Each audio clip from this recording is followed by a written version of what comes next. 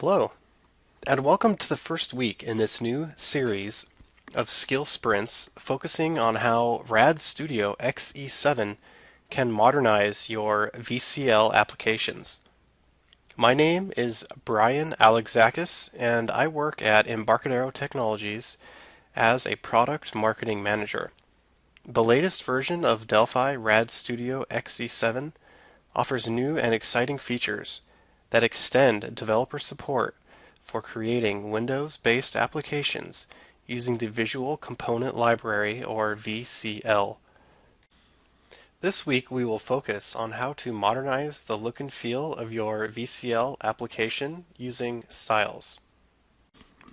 During this ongoing weekly Skill Sprint series, we will be exploring how RAD Studio XE7 supports developers to give users the experience they expect from the modern Windows platform. Whether you are creating a new VCL application or extending an existing VCL app, now is a great time to upgrade and take advantage of all that RAD Studio XE7 has to offer.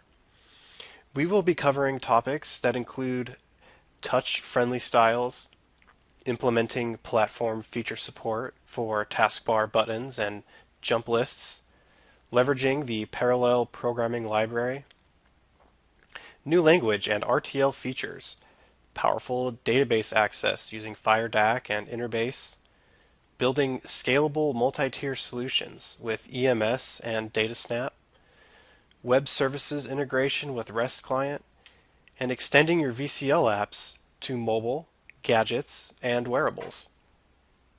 Windows XP has reached end of life, and today Windows 7 and Windows 8.1 represent the lion's share of supported Windows desktop installations. Now is the perfect time to modernize VCL applications to take advantage of the new features and styles in Windows 7 and 8.1.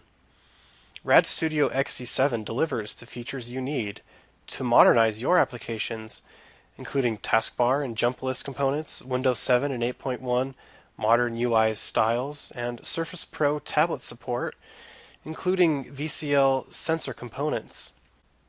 Windows 7 and Windows 8.1 both add fresh UI elements for Windows users. With Windows 8.1, applications took on a new look and feel with the modern UI, formerly known as Metro UI. Grid and split pane views, new design paradigms to support touch, and much, much more. RAD Studio XE7 lets you style and update existing VCL applications and new VCL applications to take on this new look and feel. These new Windows 8.1 modern UI styles can even be used on a Windows 7 desktop by adding Metropolis VCL styles. We're going to get more into this later. Styles are applied to your existing components and UI elements, so it's easy to get a new look without having to swap out components. Choose from the included professionally designed styles or use the Bitmap Style Designer to customize and create new styles. Styles will now affect Windows borders and menus. There are also brand new custom styles to choose from, which are included in RAD Studio XE7. In today's skill sprint, we will first look at how to apply a style to your existing VCL application. Then we will examine the process of customizing that style using the Bitmap Style Designer. Then we'll take a look at how apps can be built to support the Windows 8.1 grid. Then lastly, we will explore the Windows 8.1 split pane UI paradigm.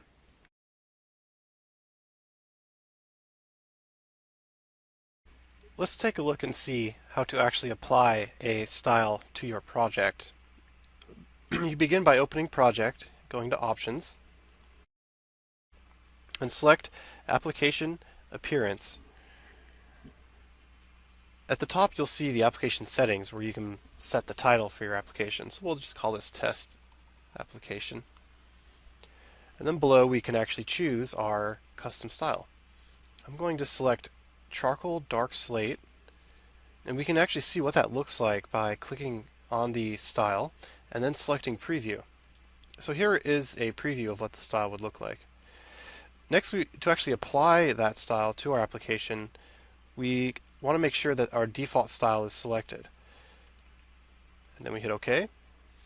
Okay, so let's see what this would actually look like when we compile and run the application. And here you can see the style being applied to the application. Next, let's take a look at how to customize an existing style. Our goal is to take the charcoal dark slate style we just used and add some red color to the UI elements. So let's begin by opening the Bitmap Style Designer by clicking on Tools and coming down to Bitmap Style Designer. Okay, so let's go ahead and open up that style, the charcoal dark slate. And if we go ahead and preview it, we can actually see what this style is going to look like. The leftmost panel contains all of the various UI objects. Here you can see the various buttons that are associated with the title and caption, the close, the maximum, restore, minimize, etc. And over on the right hand side we have the properties that associate to the selected object. The actual pixels that define each of these UI elements are contained by a single PNG. Each custom style has one of these PNGs, and to access it, look under Images, Style.png. And here you can see the UI elements that we took a look at earlier that correlate to the close, maximize, and minimize that you would find at the top corner of your window. The first step to actually customizing these UI elements is to export the PNG. So let's go ahead and click Export here, and I'm going to navigate to my project file, which I have here. Alright, go ahead and export. You can see here that it was successfully done. And if I now look at my project folder, you'll see that I have a style.png. Let's go ahead and open that up. And this is, as you would expect, the exact copy of the style that is associated with this charcoal dark slate. I already went ahead and modified this in Photoshop by adding some red tone to the different UI elements. If I open that up, you can see with a side-by-side comparison that the only difference is a little bit of color variation. The actual positions or coordinates of each UI element is remaining the same, and this is important because the coordinates of each UI element need to match up perfectly when we create a copy of this style. To apply the new PNG to the style, let's go back to the Bitmap Style Designer, and the first thing that we need to do is give our new style a unique name. This is done by selecting on the root object item here and coming over to the right side where the inspector is and changing the name to something unique. So I'm just going to add the word red at the end. If we don't create a unique name, then it's not going to show up in the list of available custom styles under the Application Appearance menu. So before we go any further, we really need to actually save this style so that we don't overwrite the existing one. You're going to want to save all of your custom styles within the styles directory. Here is the path at the top of the screen here. It's in Documents, Embarcadero, Studio, version number, styles. And here we can find the style that we're basing our work off, the charcoal dark slate. And we're just going to add this as charcoal dark slate red.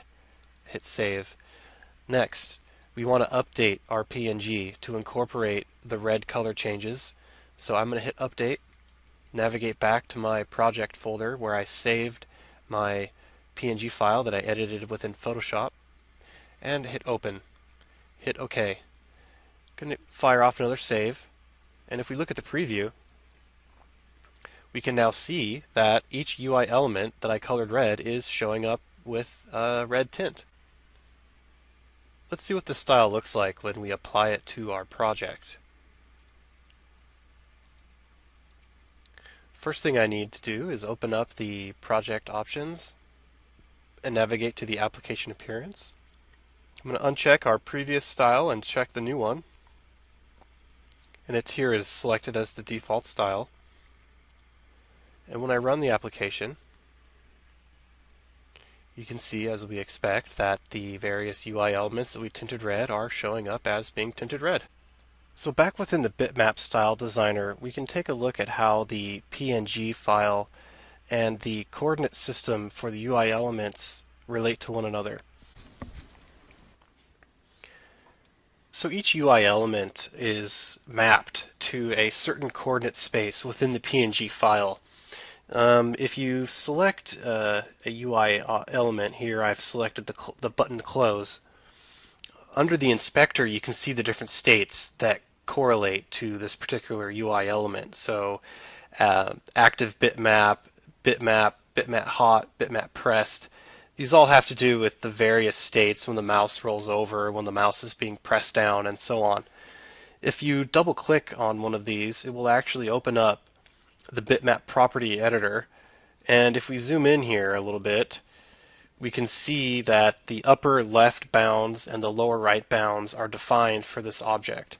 So if you ever wanted to create totally new UI elements or have custom dimensions within your UI elements, you would need to create this mapping for each one. The top left coordinate is positioned by left clicking. So as you can see here, I can change the top left coordinate, and similarly the bottom right coordinate is selected by right clicking or control left clicking.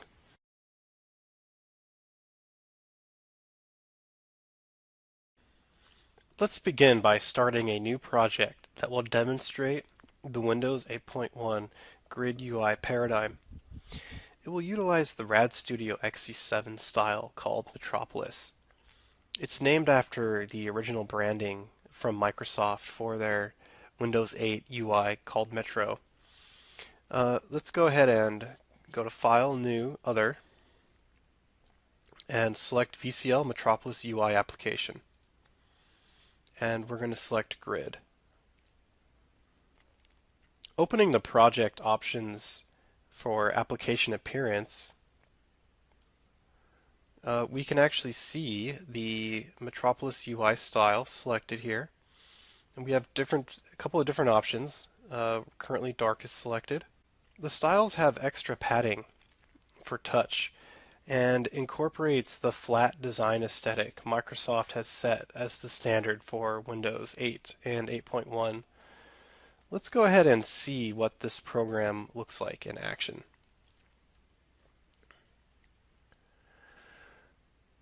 As you can see, the Metropolis style conforms to the style guide set forth by Microsoft for its modern grid UI. It starts out in full screen mode, and you can drag from the bottom up to reveal the hidden control bar. The tiles are grouped together as one would expect from Microsoft's modern grid UI, and clicking on any of the tiles will drill down to reveal a new view. If I push Escape, it will toggle the control panel at the bottom of the screen, and if I press the X here, it'll exit out as you would expect. So let's take a look at how we might customize the hidden control bar. If I scroll over to the bottom corner of the application, you'll see here that the close icon is actually nested underneath the app bar. So I'm going to go ahead and select the app bar, come to the tool palette, and look for an image. And then I'm going to set some alignment. So I'm going to align it to the right so that it will sit adjacent to the close icon. And then I'm going to set what icon that I want to be visible by dragging down and looking for Picture and hitting the ellipses. Click Load. Now I want to navigate to the Styles folder and look for the VCL Metropolis icon library. Inside of this folder has all the different icons that you can choose from. Let's go ahead and choose play. Hit open, hit OK. And you can see here the icon is up in the top left corner, so we can actually center that out. If we look for center and check that onto true. Now if we run our application and we open up our control bar here, you can see that the play button is now nested and right aligned to the close icon.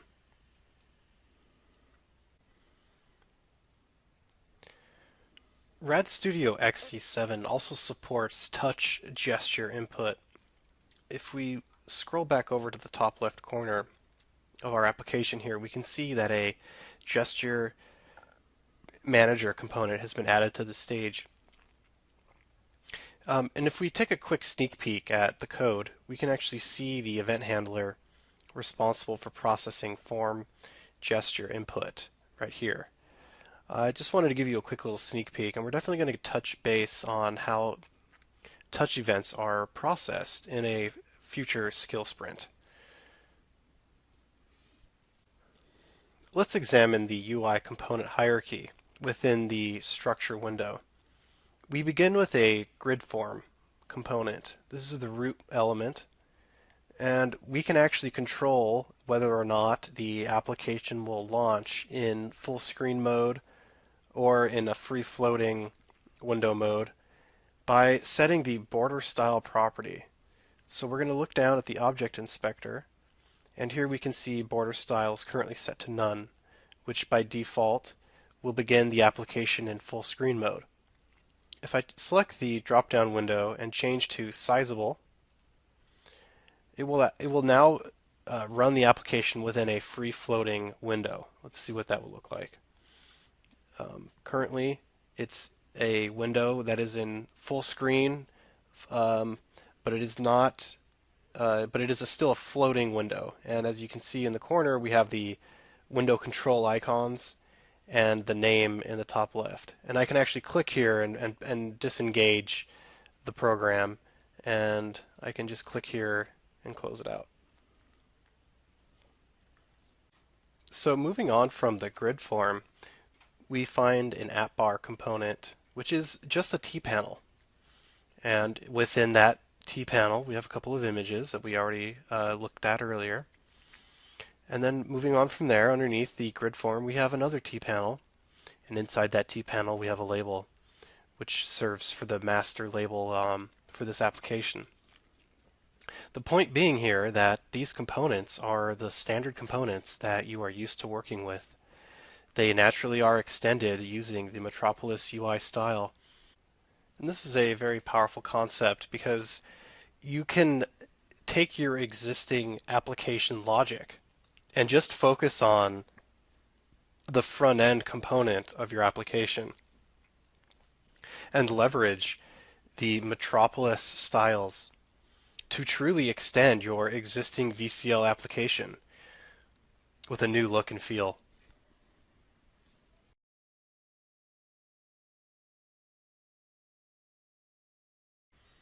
Let's take a look at how Rad Studio XE7 implements the split pane UI, which was introduced by Microsoft with Windows 8. We're going to begin a new project, VCL Metropolis UI application, and this time we're going to select split pane. This application consists of two unique views. One is defined by groupItems.pas, and the second view is defined by splitItemDetail1.pas, and they are listed here under the project manager.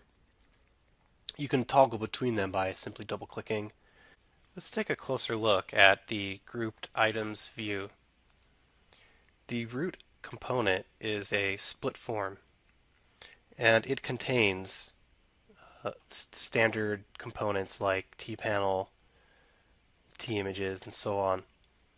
Each of our grouped items here consists of a group panel, an image, and another panel with labels nested inside of them.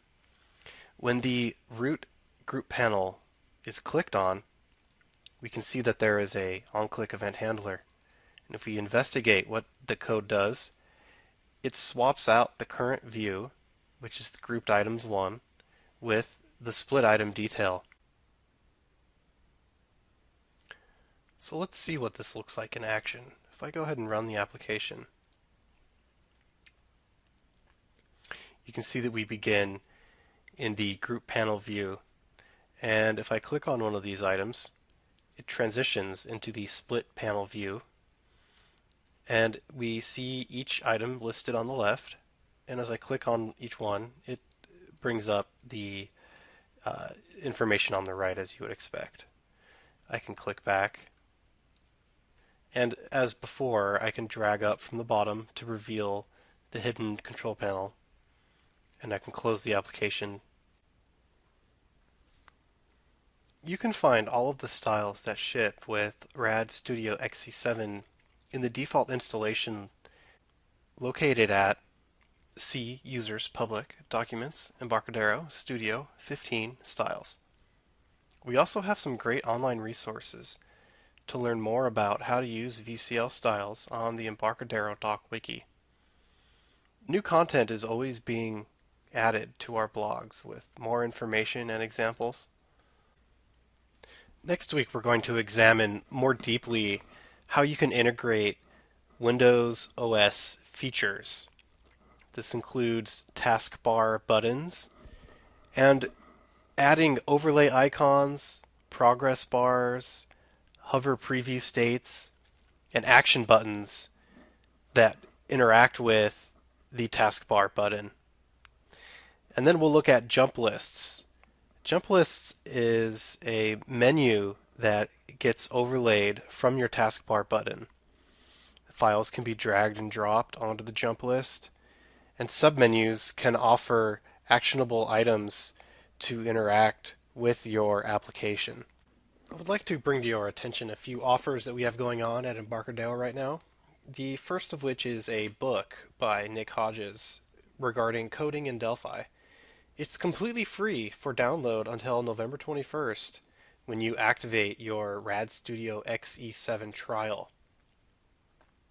We also have a free Rapid SQL XE6 bonus pack, which is also available until November 21st. If you'd like to get some more detail on any of these offers, please visit embarcadero.com/radoffer. Thank you for joining me in this week's Skill Sprint. I look forward to seeing you next week, and I'll now turn it over to Q&A. So there's been several that have come in that we've answered already, but we'll try to address them. One of the first ones was about high DPI environments. And in general, the easiest way to deal with it is to use the form scaled property, although there are some details to be considered. And although we didn't cover today, Brian told me he's going to go do a little more research and put a blog post up for that to deal with that concept directly. Another question here is, or a comment, that Ian learned something today. Great. That's the whole purpose of skill sprints. You know, our goal here with any skill sprint is for you to walk away with something that you can use today in your day-to-day job. So I'm glad to hear that.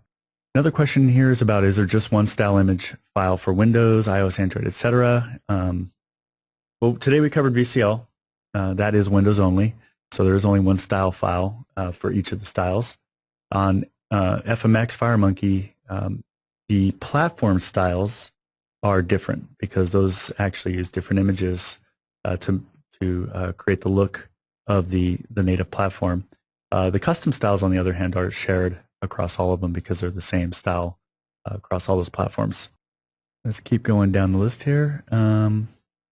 It'd be nice if I could use a given style and, for example, pick some panel that I want to be red and make it red. Seems like a lot of work to change a panel color. That's correct, that you do need to modify the color of the bitmap in the bitmap style designer. It does not support dynamic color changes like they do in the standard VCL controls, but that's good feedback and something we can look into in the future. It would be really cool if there was a repository somewhere where we could publish our custom styles and find new ones to use in our apps, and that's a really good idea. So we'll check that out. Oh, and David had pointed out that there is a repository. Thank you, David. You could upload them to Code Central and make people aware that they're available up there. But we'll look at something also additional to that.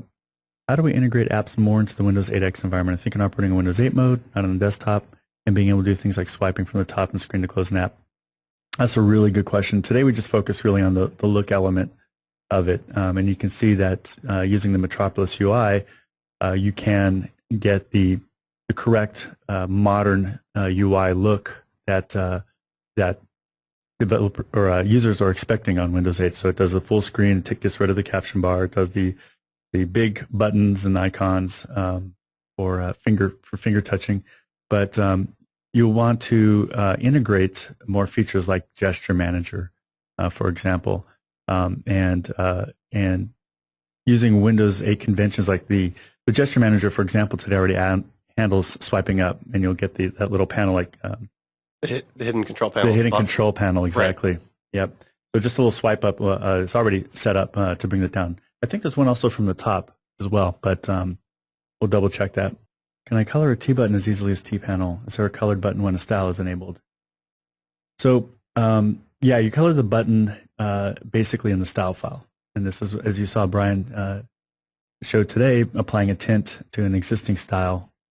You can also modify the color through a tint or other property to change the color there in the style file. How do you exclude a specific control from an applied style? That is a really good question. Well, I suppose you could just not create an edited part in the PNG itself. You could just sort of leave it unstyled. So if you had a base style that you were trying to look for, you could just maintain that look within the PNG, and I suppose that would work. Right. So basically recreating the previous style.